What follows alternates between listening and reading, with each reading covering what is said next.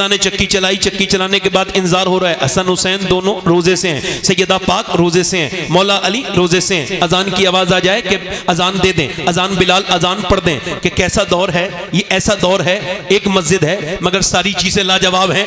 यहाँ के नमाजी लाजवाब नमाजी, अबू बकर, उमर, उस्मान, अली, हुज़ैफा, तलहा, अब्दुर्रहमान, जोर से बोलो बिलाल, और मुअज्जिन बिलाल, और इमाम नबियों का इमाम, ना इमाम की तरह दूसरा इमाम कोई आया, ना मुक्तदियों की तरह मुक्तदी आए, और ना मुअज्जिन की तरह फिर ऐसा मुअज्जिन पैदा हुआ। ये कायनात का सबसे बड़ा मुसल्ला है। तवज्जो है कि नहीं? मौला अली ने इंतजार कर रहे हैं अजान की आवाज आ जाए। अब जरा ध्यान से सुनिएगा, ये खाना तैयार है, अजान की आवाज आ जाए, मगर अजान की आवाज आने से पहले एक मिस्कीन की आवाज आती है। आवाज में थोड़ा दर्द था। आवाज ये था कि नबी की बेटी, मैं मिस्कीन हूँ, मेरे घर बच्चे, मैंने खाना नहीं खाया, मेरे बच्चों ने, वो भूखे हैं मेरे बच्चे, और मैं बड़ी उम्मीद से आया हूँ, क्या आप मुझको कुछ दे सकती हैं? एक दिन की भूखी प्यासी नबी की बेटी ने सबसे पहले अपना हाथ बढ़ाया और सैयदा ने कहा, लो हसन मेरे बदले का, मेरे हिस्से का खाना दे के आओ। तो हजरत मौला अली बोले, मेरे हिस्से का भी दे के आओ हसन। तो हसनैन दोनों भाई बोले, हम ही क्यों खाएंगे, फिर हम ही तो दे के आएंगे अपने बदले का।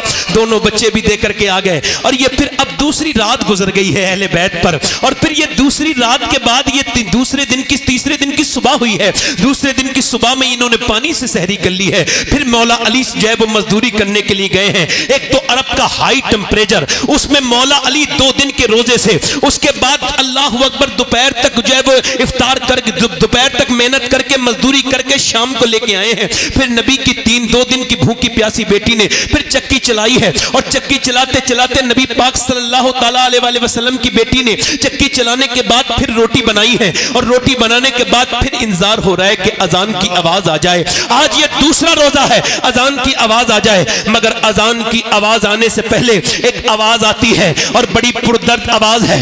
आवाज ये है, मैं एक यतीम हूं और मेरा बाप मर चुका है, 3 दिन हो गए, मेरे घर में कुछ बना नहीं, क्या अहले बैत मुझको कुछ दे सकते हैं? क्या सैयदा के घर से कुछ मिल सकता है? अल्लाहु अकबर, क्या खातून जन्नत मुझे कुछ दे सकती हैं? नबी पाक की बेटी ने कहा, लो उस यतीम को दे के आओ। तीनों चारों लोगों ने दे दिया। फिर ये तीसरी दिन रात भी गुजर गई।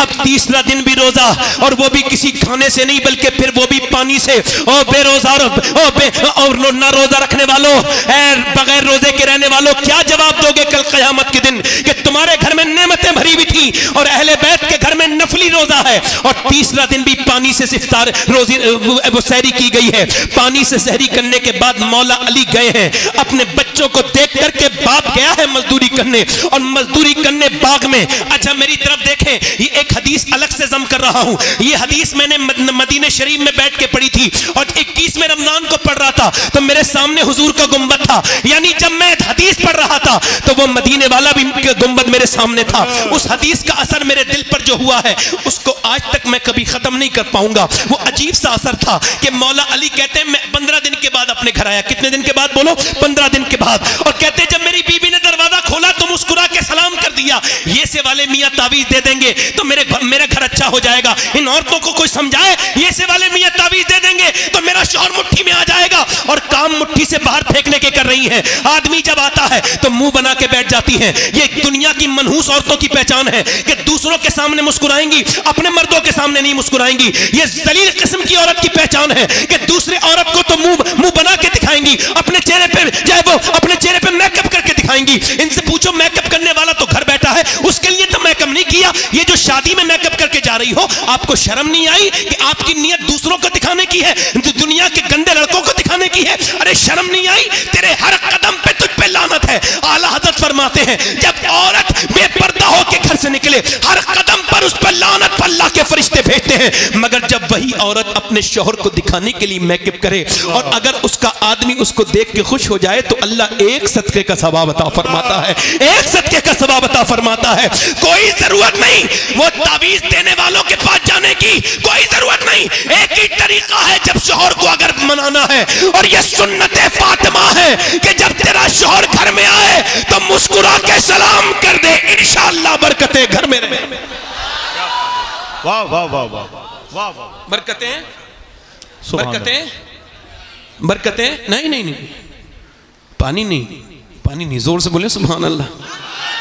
पानी आपकी मोहब्बत, मुस्कुरा के बोले वाह वाह, मुस्कुरा के बोले। मौला अली कहते हैं मेरी बीवी ने मुस्कुरा के मुझे सलाम कर दिया। क्या बेहतरीन तरीका है। देखे तो वसीम बरेलवी ने कहा था थके हारे परिंदे जब बसेरे को लौटे, तो सलीकेमंद शाखों का लचक जाना जरूरी है। वाह, जब शौहर आए तो औरत को अच्छा माहौल देना चाहिए, घर बना रहेगा। किसी की पंचायत की जरूरत नहीं, वरना सारी दुनिया से पंचायत कराओ, कोई फायदा नहीं है। मगर सुनिए, सैयदा फातिमा ने मुस्कुरा के, हजरत अली बोले मुझे भूख लगी है, पानी पेश किया। ये तरीका है, कुछ ना हो तो पानी दे दो।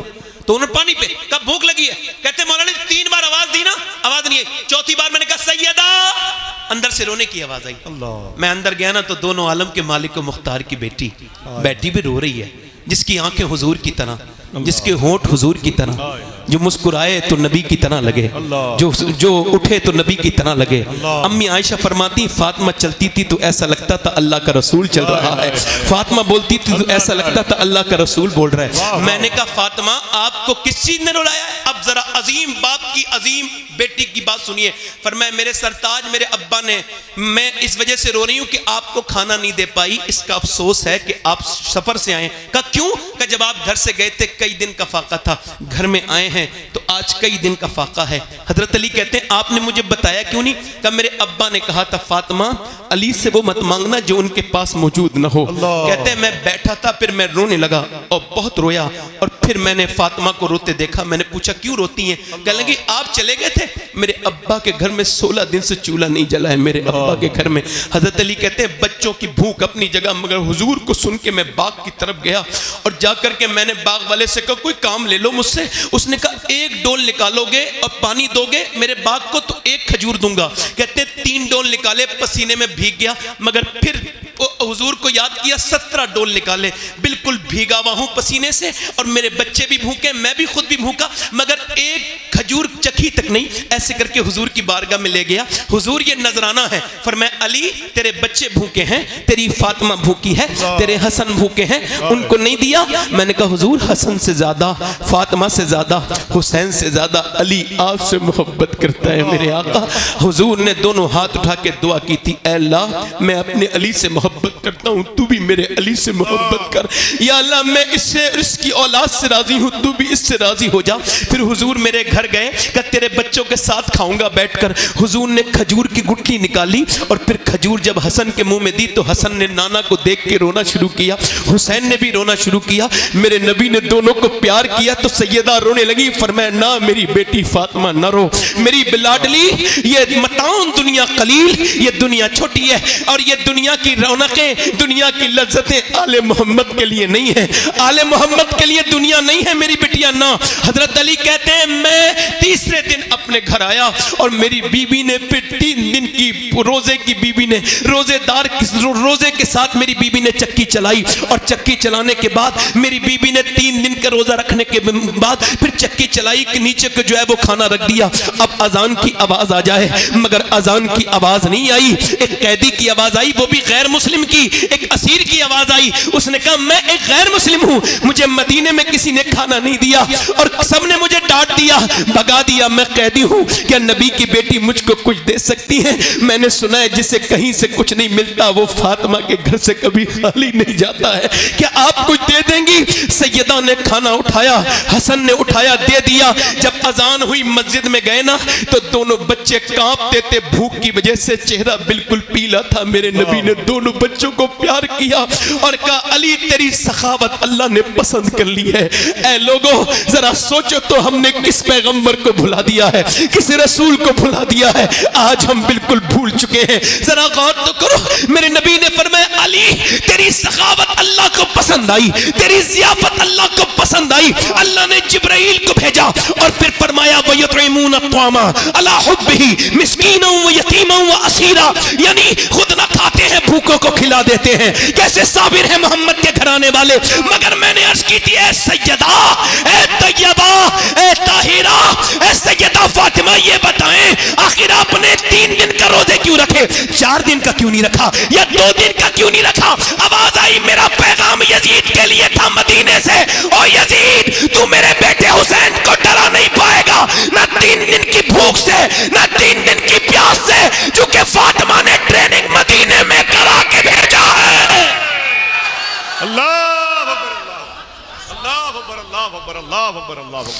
वाह वाह वाह नारे तकबीर। दोनों हाथ उठा के नारे तकबीर। आपको नारे रिसालत। आपको ये माहौल कैसा लग रहा है बोलो? अल्लाह अल्लाह। ये माहौल सब गौस पाक का बनाया हुआ माहौल है। ये सब बड़े पीर ने बनाया है। वाह वाह वाह। तवज्जो करें हुसैन। अब सुनो, अब जरा एक तवज्जो करना। मौला अली कहते हैं मैंने अपनी बीवी फातिमा से पूछा, बोलो सुभान अल्लाह, मैंने पूछा फातिमा मैं कुरान पढ़ता हूं। तवज्जो करना हाजी उस्मान साहब, जरा आपकी तवज्जो इस अपने बात पर। यहां पे देखिए, मैंने पूछा फातिमा ये बताएं मैं जब कुरान पढ़ता हूं एक पांव रखता हूं घोड़े की रकाब पर और जीन पर बैठने से पहले मेरा कुरान मुकम्मल हो जाता है। ये आपके अब्बा की बरकत है, मगर आप बताएं आप कैसे कुरान पढ़ती हैं? तो सैयदा चक्की चला रही थी, मुस्कुरा के बोली मैं अपनी चक्की शुरू करती हूं, उसके अंदर दाने रखती हूं और एक राउंड एक चक्कर मेरी चक्की का पूरा नहीं होता कि फातिमा का कुरान पूरा हो जाता है। अरे जब बाप ऐसा कुरान पढ़े और माँ ऐसा कुरान पढ़े तो बेटा अगर नेज़े पे चढ़ के कुरान पढ़े तो हैरत की बात क्या है?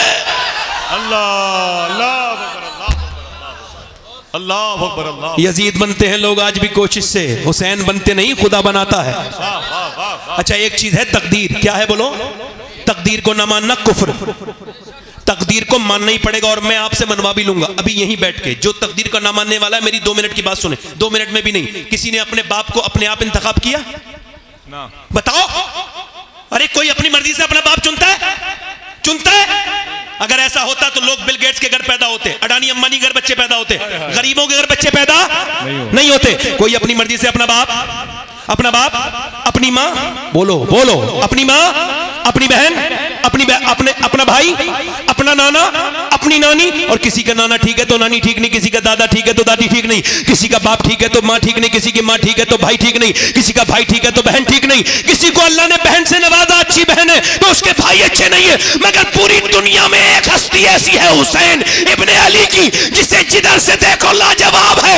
अल्लाह ने उसे भाई हसन मुश्तबा दिया, बहन ज़ैनब कुबरा दी, उसको मां सैयदा फातिमा जो सारी जन्नती औरतों की सरदारा है, उसका बाप अली जो सारे वलियों का सरदार है, उसकी नानी खदीजा जो सारी उम्महातुल मोमिनीन की सरदारा है, और उसका नाना सारे नबियों का सरदार है। अफजल है कुल जहां में घराना हुसैन का, पूरा मजमा हाथ उठा के, अफजल है कुल जहां में घराना हुसैन का, अरे नबियों का ताजदार है नाना। अल्लाह अकबर अल्लाह अकबर अल्लाह अकबर। वाह वाह वाह। सुभान अल्लाह सुभान अल्लाह सुभान अल्लाह। मुस्कुरा के बोलो, वाह वाह वाह। मुस्कुरा के बोलो। अब जरा करबला में आते हैं। करबला क्या है? हक और बातिल की लड़ाई। करबला काई की लड़ाई है? हक झूठ और सच की लड़ाई। यजीद और हुसैन की लड़ाई नहीं है, इस्लाम और गुमराही की लड़ाई है। हुसैन अगर ना शहीद होता तो आज घर घर यजीद होता। अल्लाह अल्लाह अल्लाह। तवज्जो है क्या नहीं? वाह वाह। हुसैन कौन है? हुसैन कौन है? अच्छा आप ये पसंद करोगे आपका इमाम किसी शराबी के पास बैठे? ना ना ना ना। आप पसंद करोगे आपका इमाम किसी जुआरी के पास बैठे? ना ना। यार जब आपका इमाम, आप पसंद करोगे उसके हाथ में बैत होना जो शराबी के घर खाना खाता है? आप उसके हाथ में बैत दे सकते हो? अरे ऐसा पीर पसंद करोगे जो किसी बेनमाजी के साथ रहता हो? नहीं ना। अरे तो हुसैन तो पीरों का भी पीर है और इमामों का भी इमाम है। यजीद के हाथ में कैसे हाथ दे देते? नहीं दिया हाथ, छोड़ दिया मदीना, छोड़ दिया, बोलो छोड़ दिया। जब ज्यादा दबाव बढ़ा तो आपने फरमाया मैं मदीना छोड़ रहा हूं, इस वजह से मैं नहीं चाहता मेरे नाना के मदीने में लड़ाई हो। तवज्जो करो जरा मेरी तरफ देखो, ये मदीने सेल्फी वाले लोग जो जाते हैं ये कोई जाते वाते नहीं है, ये तो सेल्फी निकालने जाते हैं। ये तो वहां वही करते रहते हैं, इधर से लाइव उधर से लाइव। कभी अपने गुनाह भी लाइव करना बेटे, इतनी नेकियां लाइव करता है, कभी गुनाह भी लाइव करना अपने। गुनाह छुपाता है, नेकियां लाइव करता है। नेकियां तो छुपाने की होती हैं। वहां मदीने में खड़ा है और कह रहा है एक लाइक दे दो, और वो भी हिंदुस्तानी लोगों से पागल है, मदीने गया ही क्यों था, यहीं पे लाइक मांग लेता, मैं मदीने में हूं एक लाइक कर दो। और पागल एक बार मदीने वाले से कह देता या रसूल अल्लाह एक बार लाइक कर दो मेरे नबी। वाह वाह और तवज्जो है कि नहीं? हाँ, सैयद के खुलने में देर लगती है मगर खुलता है तो फिर खुलता है। जोर से बोलो सुभान अल्लाह, दिल लगा के बोलो। अब जरा गौर करो, मदीना छोड़ दिया। वैसे मैं अपनी बात कर रहा हूं, मैंने हिंदुस्तान के कई शहरों में रहा भी हूं, 10-10 दिन तकरीर की है, बड़े बड़े शहरों में, और भी जगह गया हूं, दुनिया के और भी 1-2 मुल्कों में गया हूं, मगर मुझे आज तक कोई शहर पसंद नहीं आया।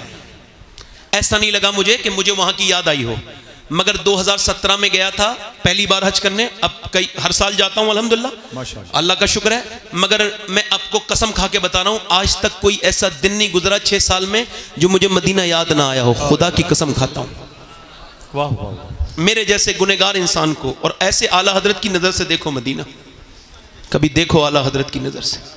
मुझे खुदा की कसम, इतना हिंदुस्तान में बरेली में जब जाता हूं तो आला हजरत के होने का एहसास होता है, मगर इतना नहीं होता जितना मदीने में मुझे आला हजरत का एहसास होता है। हाय हाय, चूंकि आला हजरत को जहां जाओ, आला हजरत कहा कैसे पढ़ोगे, कैसे जाओगे हुजूर की बारगाह में? ऐसे ही जाओगे कि मुजरिम बुलाए आए हैं, जाऊ का है गवाह, फिर रद हो कभी ये शान करीमों के घर की है। सरकार हम गवारों में तर्जे अदब कहां, हमको तो बस तमीज यही भीख भर की है। मांगेंगे मांगे जाएंगे, मुंह मांगी पाएंगे।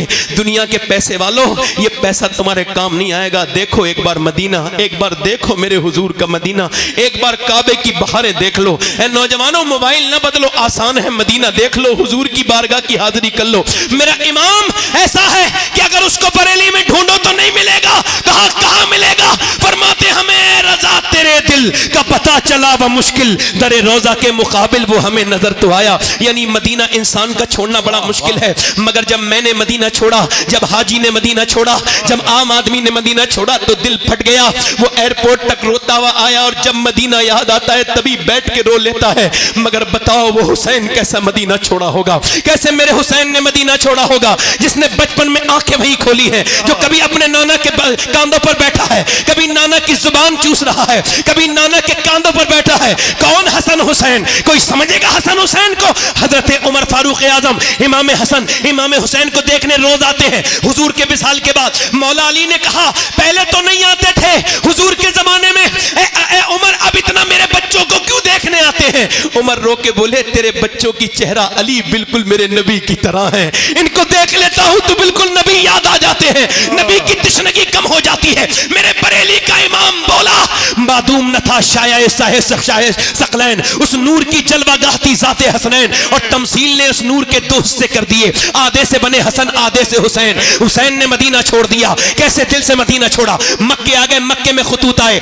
मक्के को भी छोड़ दिया। मक्के से आप जो है वो कूफे की तरफ जा रहे थे, एक शहर बीच में मिला, उसने कहा हुसैन न जाओ, तुम्हारा भाई मुस्लिम बिन अकील हमने देखा है, उसको कत्ल कर दिया गया, उसको धोखा दे दिया गया, कूफिया ने धोखा दे दिया। इमाम ने फरमाया मेरे भाई का तूने कहां देखा? कहा हमने उसको देखा कि वो कूफे के चौराहे पे लटका हुआ है, आपका भाई। इमाम ने फरमाया अल्लाह तेरा शुक्र है कि मेरा भाई झुका नहीं मगर लटक गया। अल्लाह अकबर। फरमाया झुके हुए तो नहीं देखा ना। तवज्जो करना, थोड़ी देर की गुफ्तगू रह गई है मेरी, ध्यान से सुनना, और अगर आपने ध्यान दिया तो करबला पहुंच जाओगे। चूंकि मेरे इश्क मुझको ले चल तू ही जाने बे मदीना, करम ये मुझ पे किया है मेरे तसव्वुर ने कि आज खींच दी तस्वीरें यार आंखों में। ये करबला इमाम गए, मोहनदास करमचंद गांधी हिंदुस्तान के राष्ट्रपिता, और उनका फोटो उस पे आता है काय पे, नोट पर। उनसे किसी ने पूछा ये आपका ये सूती कपड़ा है, ये आपकी धोती है, ये आपके कपड़े हैं, और ये आपके पास चरखा है, क्या इससे ब्रिटिश एम्पायर से लड़ेंगे? आपका दिमाग ठीक है? दिमाग तो ठीक है, इतनी बड़ी ताकत से लड़ेंगे? कब मेरी हिम्मत नहीं होती थी। गांधी बोले तो फिर, मगर बोले जब मैंने करबला को पढ़ा और जब 72 शोहदा को पढ़ा तो मेरी हिम्मत हो गई। मैंने देख लिया कि 72 को मिटाने के लिए 22,000 आर्मी आई थी, मगर करबला का मैदान गवाही दे रहा है कि 22,000 का नामो निशान मिट गया, मगर 72 के खेमे आज भी करबला के मैदान में लगे हुए हैं। 72 के खेमे अब भी करबला के मैदान में, बोलो बोलो, करबला के मैदान में, करबला के मैदान में लगे हुए हैं। इमाम मेरा करबला गया है, इमाम कहता है मैं यजीद की बैत नहीं करूंगा, और फिर तकरीर करते हैं मुझे पहचानते नहीं, मैं हुसैन इब्ने अली हूं। मुझे पहचानो, मैं नाना के कांधे पर बैठा था। जब कांधे पर बैठा था तो हजरत उमर ने कहा था कितना अच्छी सवारी है हुसैन तेरी। तो मेरे नाना ने कहा था उमर तूने सवारी तो देख ली मगर सवार भी तो देख कितना अच्छा है।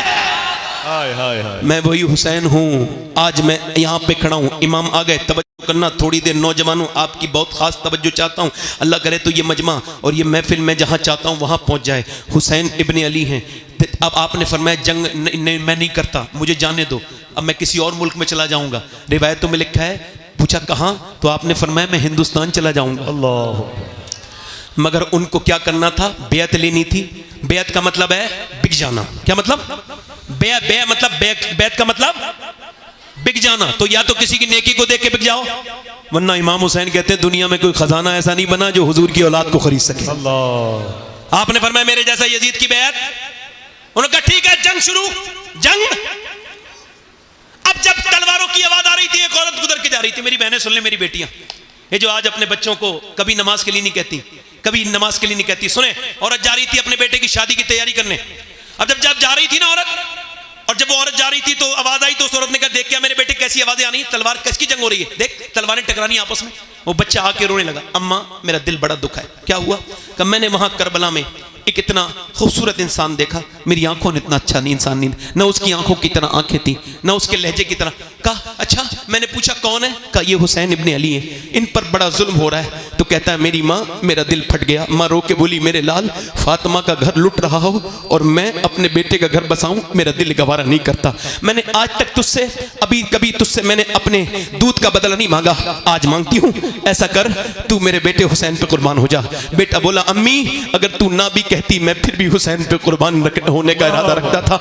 जवान बेटा गया, मैं माँ पहुंची, इमाम ने फरमाया तेरे बुढ़ापे का सहारा ले जा। कहने लगी मुझे बुढ़ापे का नहीं, कयामत का सहारा चाहिए हुसैन, मुझे कयामत का सहारा चाहिए, बुढ़ापा तो मेरा गुजर जाएगा। इमाम ने फरमाया ठीक है। अब जब उसका बेटा चला तो इमाम की तरफ उसकी माँ आंखों से आंसू ला के बोली हुसैन मेरे बेटे को जब नवाजो तो उसकी माँ को भी नवाजना कयामत के दिन। मेरे इमाम ने फरमाया ठीक है। जब बेटा गया जवान तो बूढ़ी ने ऐसे करके अपनी झोली फैलाई, ऐ अल्लाह मेरे बेटे की शहादत कबूल कर ले, मेरे लाल की ऐ अल्लाह कबूल कर ले। उधर जब इसकी दुआ पूरी नहीं हुई है कि गर्दन कटी उसकी और आकर के गिर गई झोली में, मां ने उसके बाल पकड़े और उठा करके सर को फेंका यजीदियों में और कहा जो चीज हम अल्लाह की राह में दे देते हैं वापस नहीं लेते, वापस नहीं लेते। अब इमाम के हजरत अली, मैं मुख्तसर कर रहा हूं, शॉर्ट में करबला बयान कर रहा हूं, आखिर में हजरत कासिम गए। कासिम कौन है? इमाम हसन के बेटे। अल्लाह। जब वो गए तो एक हाथ में तलवार है और कुर्ता है, सिर्फ कोई जंगी सामान नहीं है, कोई खुद नहीं पहने हुआ है, कोई प्रोटेक्शन का सामान नहीं है, ऐसे ही जा रहे हैं।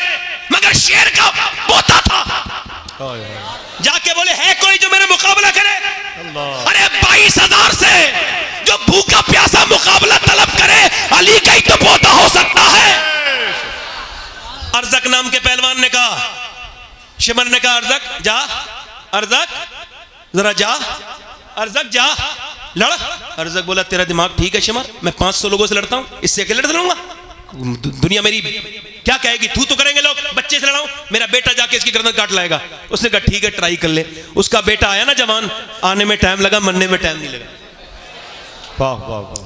फिर दूसरा भेजा, मर गया, तीसरा भेजा, मर गया, चौथा भेजा, कट गया, 5वीं बार खुद आया, बोले मुझे मेरा नाम तूने सुना है कि नहीं सुना है? कासिम, मैं हूं अर्जक, 500 लोगों से लड़ता हूं।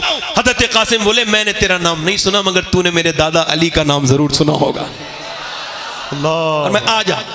और वो जब आया आपने फरमाया तेरा दिमाग खराब, तेरे होश खराब हो गए, तेरा बच्चे का मर गया, तू तेरे घोड़े की जीन तक खुली हुई है। उसने नीचे गर्दन की ना ऐसी तलवार मारी, गर्दन ओ दूर जाके गिरी। आवाज आई अली का वो घर है जिस घर का हर एक बच्चा जहां पैदा हुआ शेरे खुदा मालूम होता है।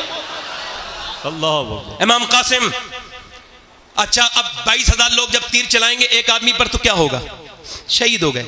अब जब शहीद हुए ना तो और लाशों को इमाम उठा के लाए थे, तवज्जो करना मेरे इमाम पर, जब उठा के लाए थे और लाशों को तो गोद में उठा के लाए थे, मगर इनके लिए आपने नीचे को कपड़ा रखा और फिर टुकड़े उठा के सर पांव अपने भतीजे के गठरी बांधी और फिर लेकर के आए।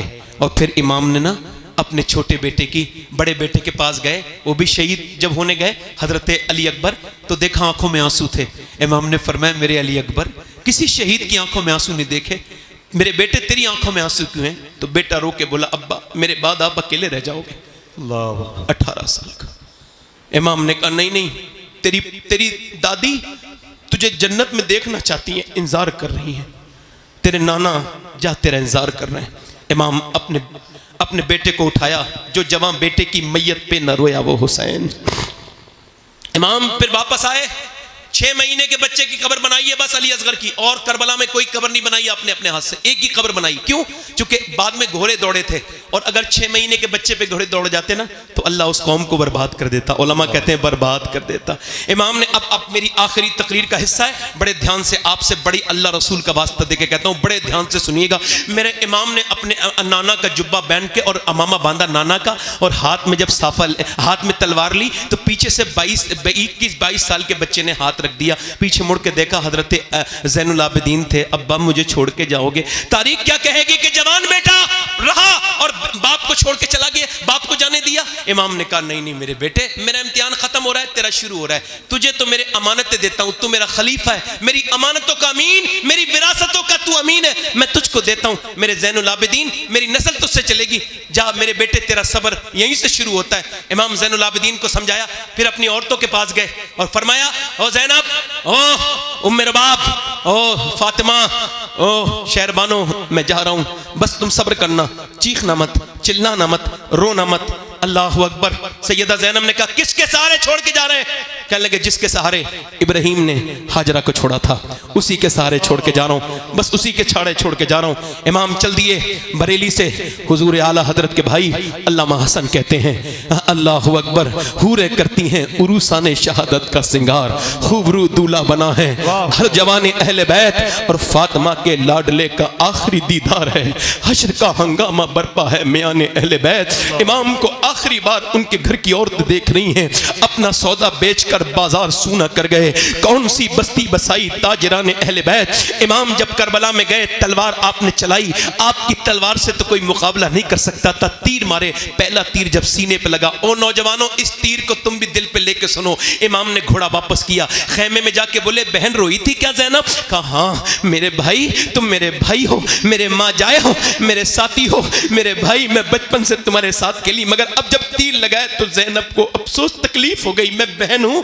आखिर इमाम ने फरमाया ना मेरी बहन रो मत, जब मौर्रिख तारीख लिखेगा तो खाली हुसैन इब्ने अली की तारीख नहीं लिखी जाएगी, बल्कि ज़ैनब बिनते अली की भी तारीख लिखी जाएगी। दुनिया कहेगी कि ज़ैनब भी कोई थी। ऐ मेरी बहन, दुनिया में बहनें बहुत आई हैं मगर तेरी तरह बहन कोई नहीं आएगी। तूने अपना घर दिया, अपने बच्चे दिए, तूने जितनी कुर्बानियां मेरे लिए दी, मेरी बहन आज हुसैन तुझे सलाम करता है, मगर बस थोड़ा सब्र कर ले।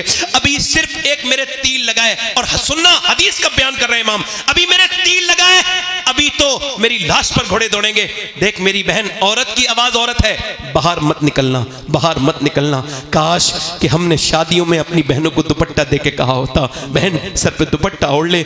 इमाम ने तो सीने में तीर खा के इतनी लाशें उठा के भी बहन से कहा था, बहन आवाज बाहर नहीं जानी चाहिए, मेरी लाश पर जब घोड़े दौड़े तब बाहर को निकल के मत आना, ये तुम्हें जेब नहीं देता कि तुम बेपर्दा हो जाओ। हाय हाय, इतनी तेजी के साथ लड़कियां गैर मुस्लिमों के घरों में जा रही हैं, क्या हमको शर्म नहीं आती इस बात पर? क्यों? चूंकि हमारे दिलों से इस्लाम निकल गया, कुरान निकल गया, नबी का फरमान निकल गया। हम अपनी बहनों से नहीं कहते हम तो खुद बदकार हैं, बिगड़े हुए हैं, हमें अपनी बहनों से क्या मतलब? ओ मेरे भाइयों, ओ मेरी बहनों, मेरा इमाम कह रहा है मेरी बहन अभी मेरी लाश पर घोड़े दौड़ेंगे।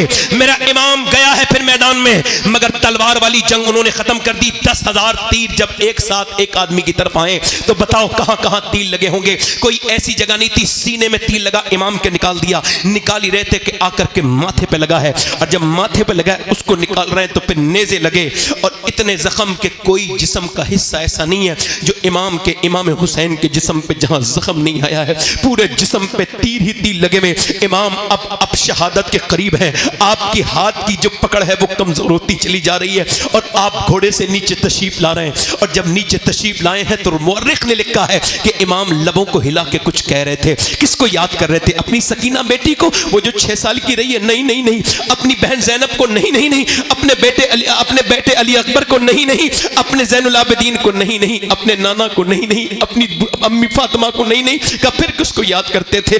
का हुसैन जब घोड़े से नीचे आते थे जख्मों से चूर चूर, तो इमाम कहते थे घोड़े से गिरते गिरते, अल्लाह मेरे नाना की गुनहगार उम्मत को बख्श दे, अल्लाह मेरे नाना की गुनहगार उम्मत को बख्श दे। इतने जख्मों के बाद हुसैन ने क्या कहा है? अल्लाह मेरे नाना की उम्मत को बख्श दे। आज ये उम्मत कहाँ खड़ी है?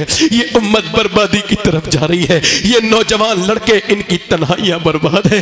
ये नौजवान क्या कहेंगे? मेरा इमाम फिर नीचे आया है और आने के बाद नमाज पढ़ चुके थे, सजदा करने गया है, शमशीर बकफ कातिल हो खड़ा और कोई रहे सजदे में पड़ा। कहती है ज़मीन करबला इस शान का सजदा खेल नहीं। मेरे इमाम ने सजदे में सर रख दिया है, सजदे में सर रखता है मेरा इमाम। और जब कहता है अल्लाह की हमद बयान करता है, तो फरिश्तों से अल्लाह कहता है तुम कहते थे कि तुम काफी हो सजदों के लिए, बताओ क्या तुम ऐसा सजदा कर सकते हो जैसा हुसैन ने किया है? जो मैं जानता हूं वो तुम नहीं जानते फरिश्तों। एक बाप जब अपने बेटे को दफनाता है तो उसका दिल को क्या गुजरती है, तुम फरिश्ते हो, तुमको क्या पता कि एक बेटे को दफन करने के बाद सजदा करना कैसा सजदा है। अपनी बेटियों बहनों की प्यास के बाद सजदा करना कैसा सजदा है। ऐसा दुनिया में सजदा नहीं हुआ कि सर सजदे में है, ऊपर से खंजर चल रहा है। और ये कौन सी गर्दन है? ये वही गर्दन है जिसे मेरे नबी चूमा करते थे, ये वही गर्दन है। आज ऊपर से खंजर चल रहा है। अल्लाहु अकबर। उस आखिरी नमाज का आलम न पूछिए। इस्लाम जिंदा कर गया सजदा हुसैन का।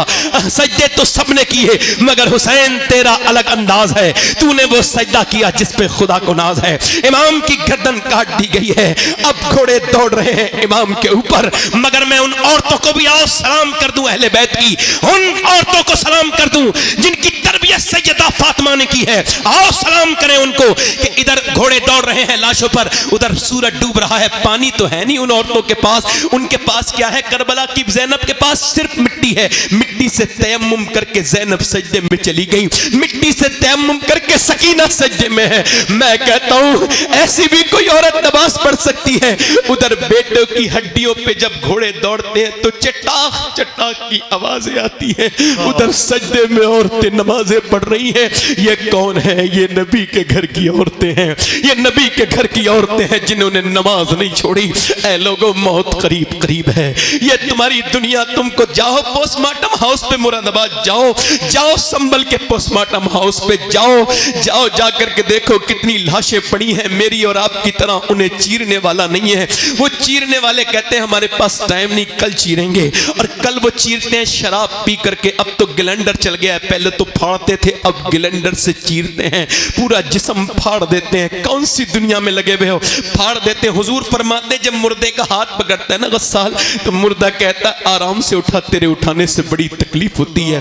जब हाथ उठाने से तकलीफ होती है तो बोलो। जब वो चीरते हैं और फिर सीते भी कैसे? ऐसे करके बड़ी प्लास्टिक की रस्सी से चीरते हैं, पूरा ऐसे करके। तो उस वक्त कितनी तकलीफ होती होगी। मैं तो दिन रात सफर में रहता हूँ, बार बार दुआ करता हूँ, अल्लाह पोस्टमार्टम वाली मौत से बचा लेना मेरे मालिक। पोस्टमार्टम वाली मौत से कैसी कब्रें, तुम्हारे बाप दादे की कब्रें तुमसे कह रही हैं, तो उनका मरना तुम्हारे लिए काफी नहीं था। कब तक नौजवानों मोबाइलों पे अपनी जिंदगी बर्बाद करते रहोगे? कब तक? तुम गेम खेलने के लिए पैदा हुए थे? नहीं, तुम गेम खेलने के लिए नहीं, तुम तो मेरे नबी की आंखों की ठंडक हो, तुम तो मेरे हुजूर का प्यार हो। खुदा की कसम, तुम मेरे सरकार का प्यार हो, मेरे नबी का प्यार हो। तुमको पता नहीं नादानो कि तुम अपने घर में सोते रहते हो, मगर मेरे नबी आज भी अपने मजार में तुम्हारे लिए दुआ कर रहे हैं, आज भी दुआ कर रहे हैं। क्या बताओ, किससे दिल लगा लिया? आओ आकर के कहे रब हमको माफ कर दे, हम बड़े गुनहगार हैं, हमको माफ कर दे मौला, हम बड़े खतेकार हैं। आओ इस महफिल में आज कहें। एक आखिरी बात बयान करता हूं और बात को इन सारे बुजुर्गों उलमा के सामने खत्म करता हूं, बात को इनकी बरकतों से बात खत्म करता हूं। बात यह है, किफल नाम का लड़का था। हुजूर फरमाते हर रात नई लड़की बुलाता था, यानी एक नाइट एक लड़की, यानी वो नई लड़की बुलाता था। ढूंढवा के इतने पैसे थे उसके पास, एक रात में एक लड़की की इज्जत खराब करता था। हुजूर फरमाते एक लड़की आई ना तो वो रोने लगी। इसने कहा पैसे नहीं दिए जो मेरी रात खराब कर रही, मूड खराब कर रही। कहा पैसे तो मिले। कहा रोती क्यों है? कहा मैं इस वजह वजह से रो रही हूँ, मेरा बाप ना मरा होता मैं कभी ना आती। का क्यों? का मेरा बाप मर गया, मेरे बहन भाई भूखे हैं और मैं अल्लाह से डर रही हूँ, मेरे मालिक मुझे माफ कर देना, मेरे बहन भाई भूखे ना होते तो कभी ना आती। का तू अल्लाह से डर रही है? कहाँ, मैं अपने अल्लाह से डर रही हूँ, मेरा रब मुझे देख रहा है, जब मैं सजदे करती हूँ तब भी देखता है, मैं तेरे घर पे इज्जत खराब कराने आई हूँ तब भी अल्लाह देख रहा है। वो रो के बोली अल्लाह मुझे माफ कर देना, मैं भूख की वजह से ऐसा कर रही हूँ। हुजूर फरमाते हैं उस रोने वाली के दिल वजह से उसका दिल धुल गया। आंसू किसी के होते हैं और दिल किसी का धुल जाता है। वो रो के बोली मालिक, जब वो रोई ना तो अल्लाह ने किफल का दिल धो दिया। वो बोला मालिक जा, मैंने तुझे अपनी बहन बनाया, ले पैसे ले। उसने सारे पैसे दे दिए, नहीं 10 लाख रुपए उसको दे दिया, वो तो चली गई। ये सजदे में गिर के बोला मालिक एक बार आई थी, हाथ भी नहीं लगाया, इतना रोई थी, मैं तो पूरी जिंदगी का पापी हूँ, कितनी रातें खराब कर दी मैंने मेरे रब। मैं जानता हूँ कि मैं बेकार हूँ, मगर तुझे तो पता है ना कि मैं गलत रास्ते पर हूँ। ठीक है कोई बात नहीं, मैं नादान हूँ, मगर तू करीम है, मुझे माफ कर दे।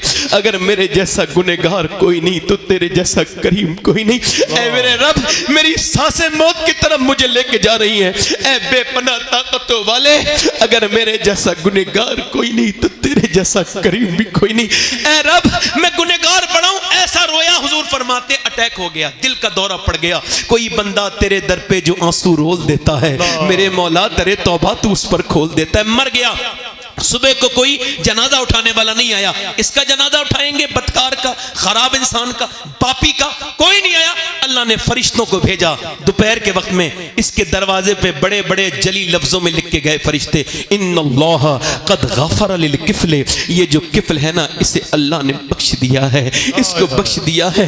पूछा अल्लाह क्यों बख्श दिया? का वो रो दिया था, रो दिया था। अल्लाह फरमाता है मेरे महबूब मेरे बंदों से कह दे कि जब ये रोता है ना तन्हाई में और इसका जब एक आंसू ढलक के गाल तक आता है, मैं सारे गुनाह उसी वक्त माफ कर देता हूं, सारे गुनाह माफ कर देता हूं। आओ आओ इस महफिल में तौबा कर लें। तब बताओ जरा, अपनी हाथ उठा के बताओ, दोनों हाथ उठा के हाथ बताओ, उठाओ, कौन कौन इमाम हुसैन के नाम पे गर्दन गिरा देगा? नीचे हाथ कर लें। एक दूसरे की तरफ ना देखना, मुस्कुराना नहीं, जरा थोड़ा सा काम है। मैं किसी को वो नहीं दे सकता तौफीक, मगर फिर भी वो नौजवान चाहता हूं जो हुजूर के नाम पे गर्दन गड़ा देंगे। दोनों हाथ उठा के बताएं, नीचे हाथ कर लें। जो गर्दन गड़ा सकता है कुछ भी कर सकता है, कुछ भी कर सकता है ना। एक दूसरे की तरफ देखना, मुस्कुराना नहीं। कितने लोग ऐसे हैं जो गर्दन भी कटा देंगे और आज से हुजूर के नाम पे पूरी दाढ़ी भी रखा लेंगे। इस महफिल में खड़े हो जाएं, बस वो नौजवान खड़े हो जाएं, खड़े हो जाएं इस महफिल में। जो आज से नबी के नाम पे दाढ़ी रखाएं, बस वही खड़े हो सोच समझ के, जो आज से अपनी जिंदगियां बदलें। कोई मदरसे का बच्चा खड़ा ना हो, तालिबे इल्म उनके निसाब में होता है, बाकी खड़े रहे। आप खड़े रहो भाई, खड़े रहें। और कोई आशिक रसूल है इस महफिल रसूल में 100 शहीदों का सवाब, हर नबी के दाढ़ी, हर वली के दाढ़ी। ये वही शरीयत है जिसे हुसैन ने बचाया था।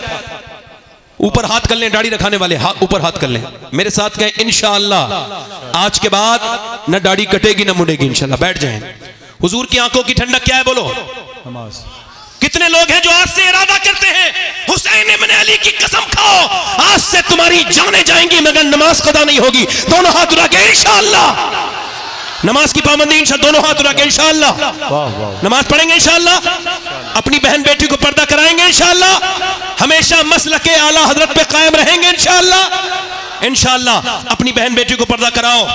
और हजरात मोहतरम आज से अपनी जिंदगियों में तब्दीली लाओ, कुछ सीखो, कुछ बदलो। और माना कि इस चमन को गुलजार न कर सके हम, कुछ खार कम तो कर गए, गुजरे जिधर से हम।